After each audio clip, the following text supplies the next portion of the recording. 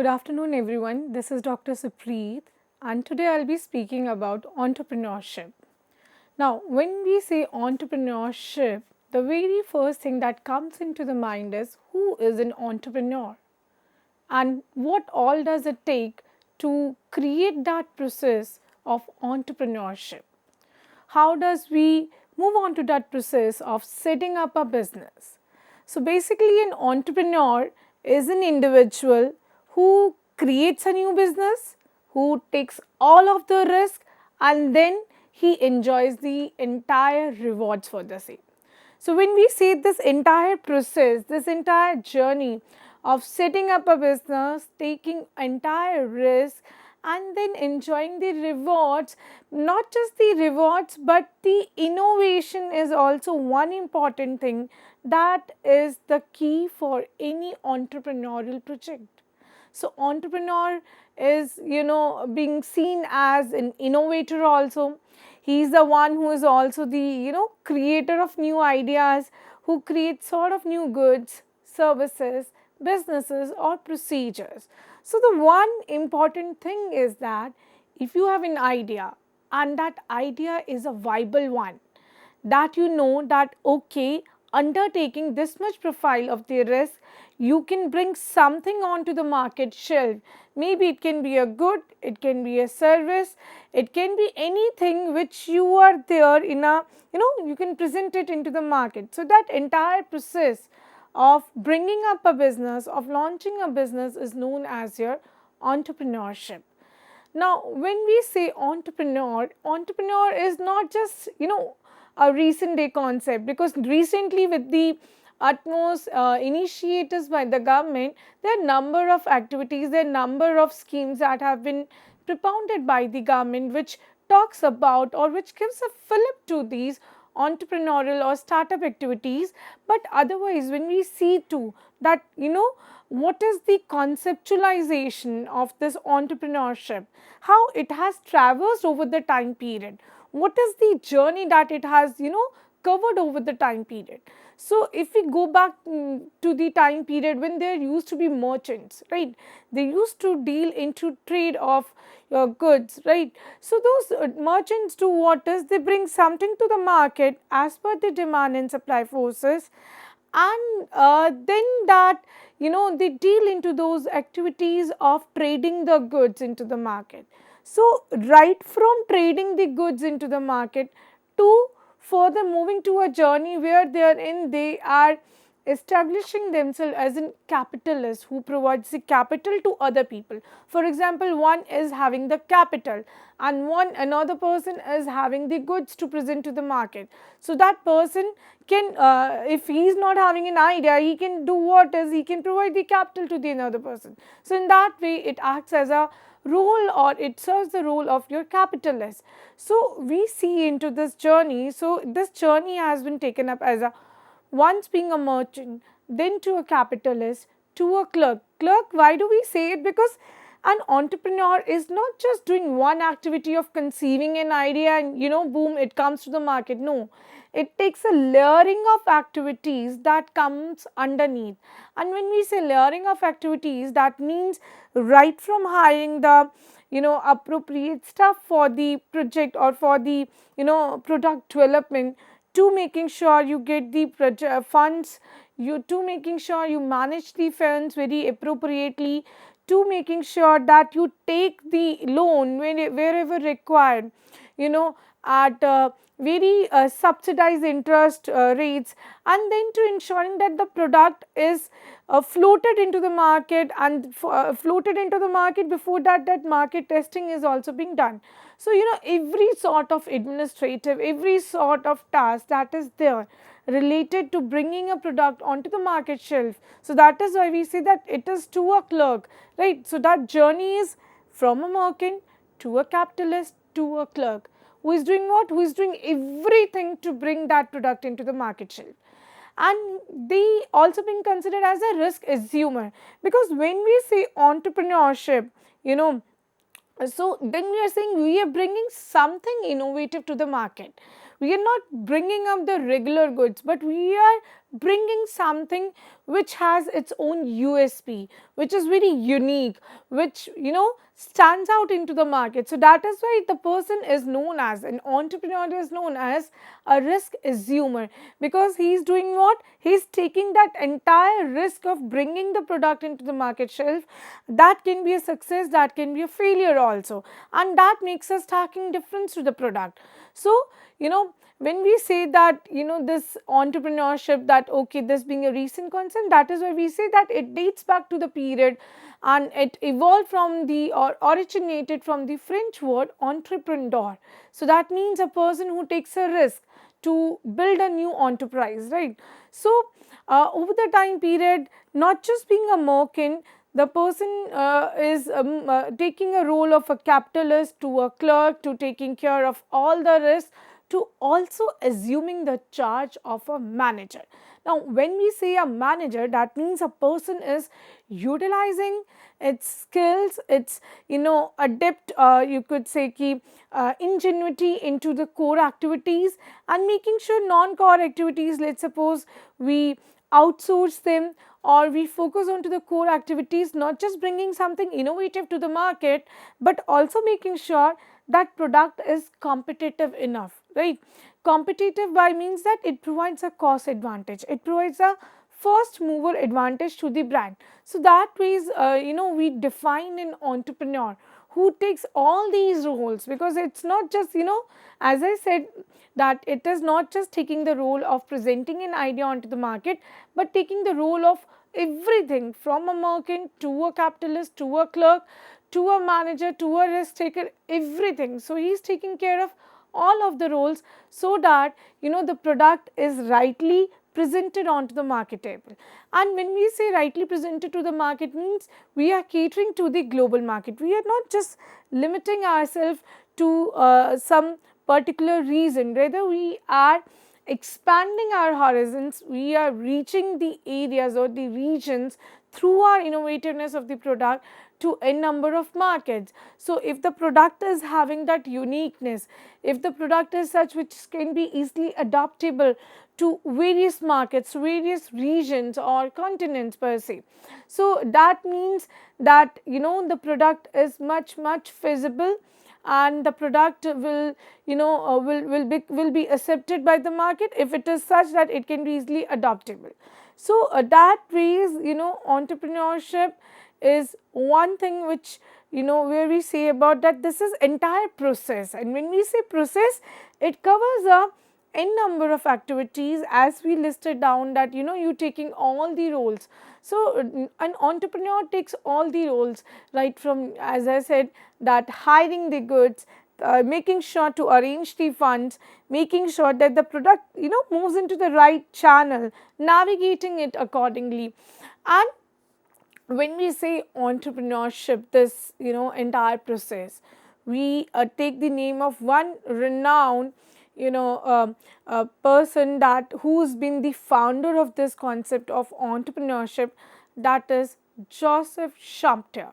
So Joseph Schumpeter is one who is best known for his work on capitalism, socialism and democracy, and he is the one who talks about this theory of creative destruction. Now when we say creative destruction, that means you are bringing something into the market that has the capability of replacing the old. So creative means that destruction means that good or the service that you are providing is having that much power that it is able to replace the old one. So when we say creative destruction, that means how much the product is having an inherent power to replace the old one. So that we say that by creative destruction, that how this old thing is being constantly being replaced by the new. So today you launch something new that's new to the market, and maybe 1 year down the line or 1 month down the line someone else brings something into the market shelves, so that becomes new. So that is what is known as creative destruction, right? Somebody launched a product called A and somebody called a product called B, which is a little advanced version. So that means that now this is what, this is a upgraded version, this is in creative destruction. Earlier, if we go back to, your computers used to be those big screens that used to take big spaces. Now you can just see, laptop with many versions of them coming up with very compact screens, with very, a compact version of the computer. So that's a creative destruction. With the innovation, with the this thing, you're doing what? You're bringing the creativity to the market. Now you see all these pieces are touch enabled, that you can, simply without using any keyboard, without using any mouse, you can simply, using your touch technology, you can operate them, right? Similarly, you see the printers, how they have evolved over the time period. They have just been from those, you doing it manually, to nowadays using it via Wi-Fi mode. So that talks about the creative destruction, which is well adopted into the society. So this person, Joseph Chamtier, he talks about into his theory of creative destruction, that, by your entrepreneurship projects should be such that brings creative destruction to the market, that has the power to bring something new into the market. Obviously, for that you need to assume a greater degree of risk, you need to bring in maybe a larger share of capital. So that is why, we see about that such products which have the power to change, to bring a bigger change into the market, will stay for longer and will create their brand image, and, they're there into the market, as we say. So this very theory, it says about the creative destruction. And if we say about today's entrepreneur is, he is the one who takes the risk, he is the one who is a creative destructor, he is the one who talks about disruptive innovations. Now, disruptive innovations means mind-boggling innovations, and, that brings something very different, something which is very innovative into the market, right? Nowadays you see those 3D printers. So those 3D printers are what? These are disruptive innovations, right? Wherein you can build anything, you draw a picture and you can simply build it up using those 3D printers. So that's what? That's disruptive innovation. And by bringing such product into the market, you definitely are gaining a greater foothold of the market. You are having the greater competitive, edge. So that is why it is said that it is the idea which matters the most.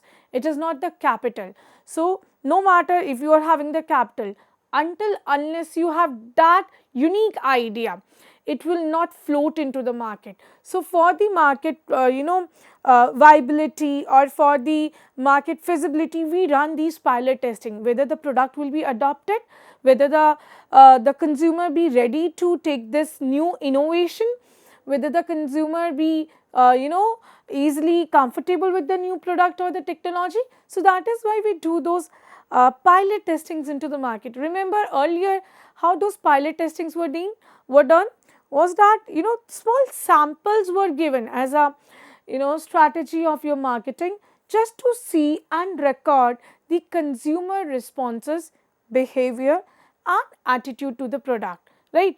Because they want to see that whether the consumer is able to adopt the product or not. And nowadays also you see that instead of physically giving you those samples, they do what is, you enter into any mall, right? They'll give you a small sachet, or they'll give you a demo of some services, right? So for example, somebody would like to, they would have installed some machines to give you the best of the experiences. So that ways they want to tell you that their idea is very unique and they want to sell through that idea only. So that is what is it. In an entrepreneurial project, it is the idea that matters the most. It is not the capital, because capital maybe by ample sources you may be able to gather it, you may be able to gather much more resources via venture capitalists, angel investors, government schemes, incentives, but the idea is something which you cannot borrow, right? The one who brings a product first into the market is always is having that first mover advantage, and that first mover advantage is always going to create that, that wealth, or that, reward thing that we discussed upon. So that is why it is very, very crucial to work upon the idea, to see whether that idea is feasible. While creating that idea, we think about how do we float it. Sometimes the idea is good, but we don't know how to present it up or how to take it further. So that is why we do those feasibility testings. We run those R&Ds, how it can be presented to the market, how it can, serve to the n number of people out there. So that is why idea is very important, and idea should be such which is not replicated. You saw something, you think of, okay, it works into X market, let me just directly float it into Y market. And by X and Y market, I here mean that X is a different nation. Let's suppose something which works well into western regions may not be well adopted into India, right? So that is why we do the market testing before coming up with something new. Maybe a product is such which is able to gain much traction or much eyeballs in some other nation, but that idea is not so viable when it comes to Indian market. So that is why when we say about innovation, innovation means such innovation which is yours, wherein you have that first mover advantage. You are not replicating the thing and just, giving it an aesthetic upgrade and then floating it to the market will not help it out. So that is why, we are looking for much solutions to such products which we still are importing from other, maybe nations. And that is why the government is also promoting that make in India. That is also the government is promoting the stand up India. The government is promoting the startup India, so that all those people who have this caliber, who have these ideas, they can bring something good to the market shelves and we become self-reliant. That is why all these initiatives taken by a number of ministries are being into this spirit that they provide you a fillip, and so that you become economically and socially empowered. So that is why we say the idea matters the most.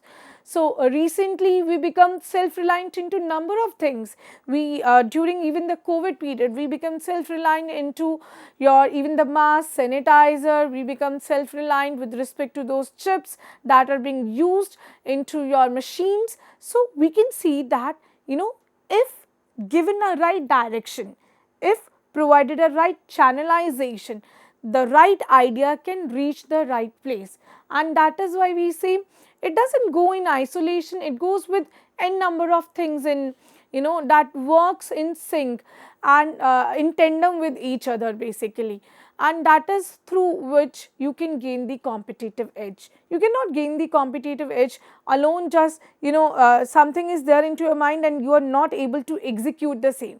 So for that, execution is most important, and execution can only happen if you do that market testing, if you see that the product is okay, feasible for the market or not, right? So when we talk about this entrepreneur, what all does it take to make a great entrepreneur? First thing is that you need to have that need for achievement. Unless you have that need for achievement, you will be not able to be there onto that path of being a great entrepreneur. And when we say the need for achievement, we mean that you want to really do it, you really want to achieve it. As I rightly said, that it's not just that, you keeping an idea in your mind and you think, okay, maybe it can be done or it cannot be done, you're making your own theories, that would not work out. Rather, you need to see the market testing, rather you need to go for the market feasibility.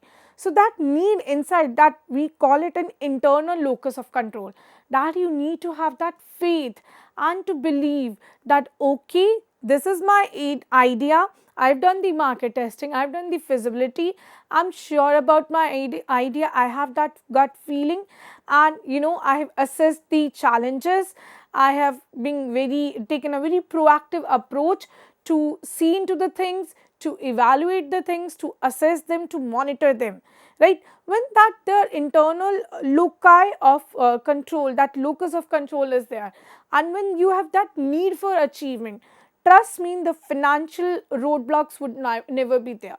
So financial roadblocks will automatically be removed if you are channelized towards right direction. Similarly, we also believe that there are some external loci of control. External is, where you are, you say, okay, let's see, I'm doing my hard work, but let me see whether my luck clicks or not. When you're more sort of a fate driven, so that is known as external loci of control, and internal is what is required when we talk about to the essentials of a great entrepreneur, that you need to have belief in yourself. You need to have faith in yourself that this is the product, and with utmost genuinity I am bringing this to the market. The purpose is to serve many people, to serve the public interest, to go for the public welfare or the social welfare. And then idea, when that is tested and you have that, that zeal and enthusiasm to go for it, and trust me, that half the job is done. And then another thing is that, you not need to be strong enough to take that risk. Obviously, when you are proposing something new to the market, you have to, be ready with the risk factor also. You have to be a risk assumer. You should be ready to see into that, okay, this is the risk. Along with the success, you also need to measure the failure probability. You need to, that is why we say we need to assess, we need to evaluate. Then only we say that, okay, these are the chances that we may fail out, these are the chances and that we may succeed. So, you should be well aware about the risk profile that comes along with the product. And next is when we say that the person needs to be very visionary. And by visionary, we mean that he needs to be very innovative with the product, be it a product or be it a service, right? Be it a good or a service. So that needs to be very innovative. It cannot be like, you bring something which is already into the market, polishing the same and serve it to the people. That is not an entrepreneurial, you could say project or an idea. And you cannot be an entrepreneur if you are replicating something that may be defined as a business where you are just doing the trade of goods and services. Then you are not an entrepreneur. You can only be an entrepreneur when you are a visionary, when you are innovative enough that you are bringing something new. Something new means it has some uniqueness. You see, in number of things, be it your clothing, your fooding sector, your these OTTs, you can see this gig economy that's rising. They are bringing something innovative to the market.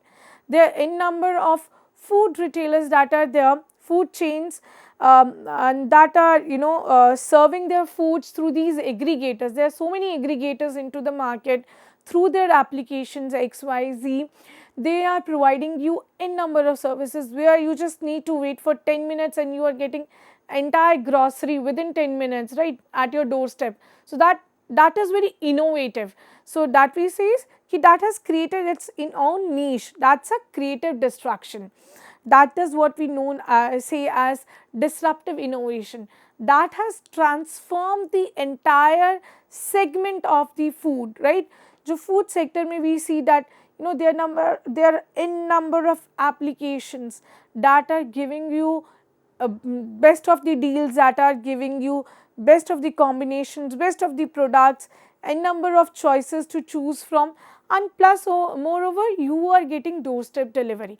Then you have easy refunds, you have easy returns. So that's a visionary idea. And furthermore, there are various furniture brands that do what is that gives you a 360-degree view of your room, and that tells you how does this furniture fits into your place, right? And how does, let's suppose, this paint looks into your wall. So there are a number of applications. All these are very innovative. All these are very visionary because they know that today's time is very technology integrated era, and people are having very limited time brackets with them to shop around. So that is why they are providing everything that's possible from A to Z to their doorstep.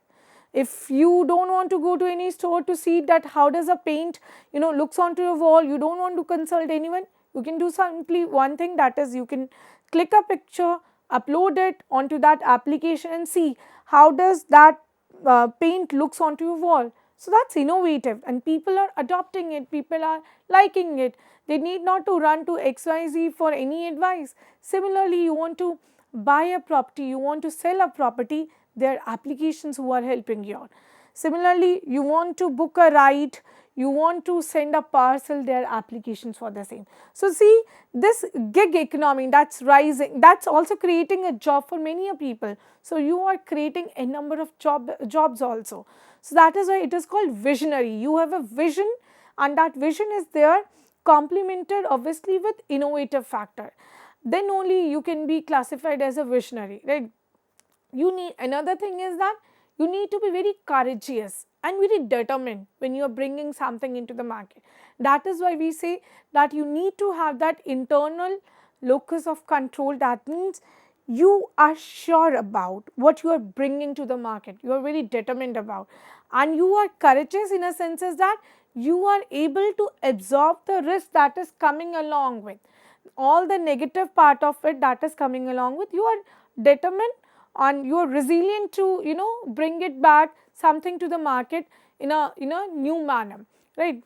Then inventor, you are creating some new technology. Now there are two things, one is innovation, one is inventor. Inventor is something altogether you created new, for example invention of a bulb, right? That's an invention. Innovation, to make it, let's suppose that bulb is working with Wi-Fi, so that's an innovativeness. You embedded the technology into already created product, so that's called an innovation, right? Simply, there were watches earlier also, but now the watches are very they are very smart watches. That means you can simply map on your heart rate, your steps that you have taken, even the breath that you take, and the time you sit, the time you sleep, everything can be recorded, right? So that means you need to see, you can be an inventor, you can be an innovator, right? And most importantly, you need to be a great leader. As I said, that there's a journey that has taken place right from the person who was just a merchant trading into the goods and services to a person who became a capitalist, a risk assumer, to a clerk who is responsible for every job, to a manager who is managing every responsibility, because he needs to be a great leader. Great leader is one who takes the team along with. You cannot, on your own, as I said, bring everything into the market, can survive for a long. For survival, for long run, for sustainability, you need to have a team. You need to have a purpose, and for that you need to be a very great leader. So we will be talking a lot more about the process of entrepreneurship and its other traits in the coming segment. Thank you.